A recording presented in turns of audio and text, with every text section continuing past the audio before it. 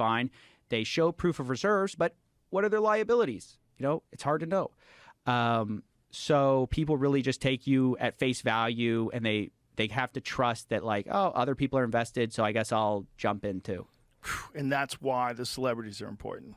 And that's why it's a huge part of it. The connection to BlackRock is important. Huge part. Yes, because they're the legitimacy that says, hey, I too am safe because Tom Brady's got his money there. So I can put my money there. So the lure is like how Bitcoin used to be worth very little, and then one time it was with the high of Bitcoin, it was like 70,000 or something like 60 plus, yeah. So that's the lure. The lure is you buy in for pennies, and one day you're insanely rich. I'm sure you know about that one guy who lost a hard drive and who's paying people to go through a landfill to try to find his hard drive because there's billions of dollars worth of Bitcoin on that hard drive. Yeah, people lose their crypto keys all the time. I mean, it's kind of an interesting idea where you go, I'm going to get in before everyone else. But a lot of people found out about crypto the same time the mainstream media, everyone else did. So by the time they're actually investing, it's too late. It's too late. I think the most fair case you could make about crypto is sometimes national currencies aren't a great idea and you want an alternative. So look at the Turkish lira, right? The inflation rate, I think, is like 75% or something like that. It's an unimaginable, it's just out of control inflation. And if you hold on to your Turkish lira, you're in for a bad time because every day it's getting less valuable. So the question is, what do you do if you're in that country making money? If you want to store your money somewhere else, how do you store it? So there's this idea of these alternative currencies that are kind of interesting. And then there's some arguments that hey, if you're someone like me, I have 2 employees and both of them are overseas. One of them's in London, one of them's in Ukraine. And so for me, I have to pay them and, I have to do this wire transfer and it's kind of expensive to do these, you pay all these fees for wire transfers.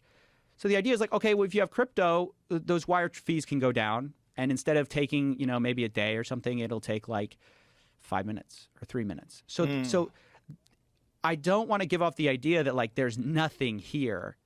But the problem is that with the lack of regulation and the ability to send peer-to-peer, which means you and I can just send money to each other directly, no middleman, there's also a really huge opportunity for fraud, scams, and basically shell games where you're hiding the money. Yeah. You're saying, oh, invest in this. This is going to become valuable later, but you actually own a bunch of that token. Then you sell it off, and then the price plummets. So you thought you had a bunch of money, but actually it's worth nothing. There's all these new scams that have emerged as a result of people getting interested in this idea of an alternative money system. Especially in our modern age, it seems like you can understand where they're coming from, the average person. They're like, look, I've been screwed by the banks. Every time the government's printing a bunch of money, where do I go? Right? You can understand the appeal, but it's just you went from the arms of one huckster to another. It's almost to something worse. There are reasons that our banks have a bunch of anti-money laundering laws. There's a reason that they have all sorts of finance laws. It's not for their safety, it's for your safety. It's they need to, fight.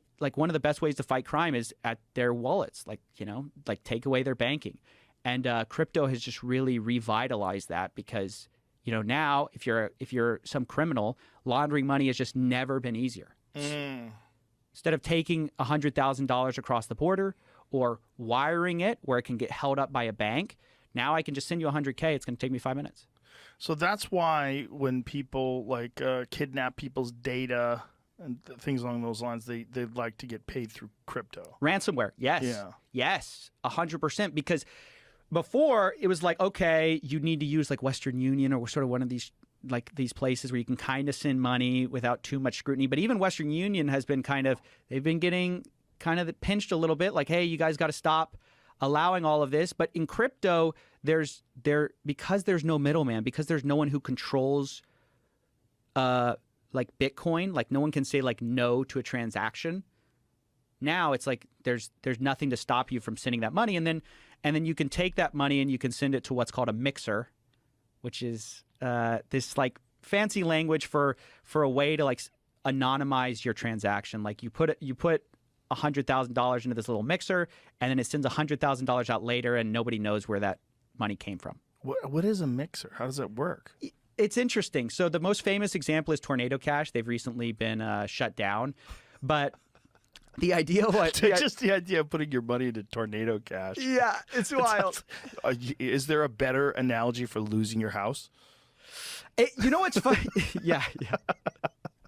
You know, I mean, good Lord. The idea of these mixers was you'd anonymize your transactions. So like, let's say I put like let's say I have Ethereum, one Ether into this mixer, right? This pool of money.